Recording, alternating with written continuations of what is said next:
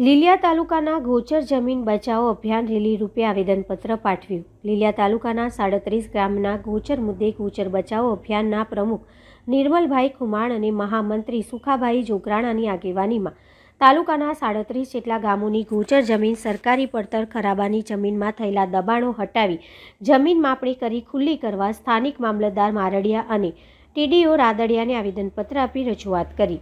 જેમાં ગોચર જમીનનું દબાણ હટાવવાનું, માપણી અને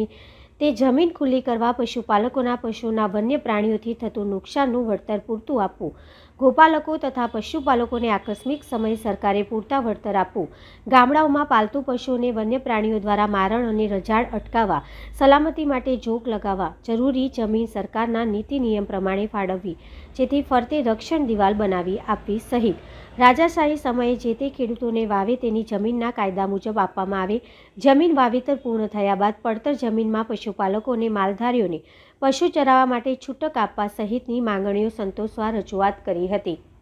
આ તકે મોટી સંખ્યામાં માલધારીઓ અને પશુપાલકોએ વડવાડા હનુમાન ચોકથી તાલુકા મામલતદાર કચેરી સુધી રેલી યોજી સૂત્રોચ્ચાર કરેલ, જેમાં મોટી સંખ્યામાં માલધારી જોડાયા હતા।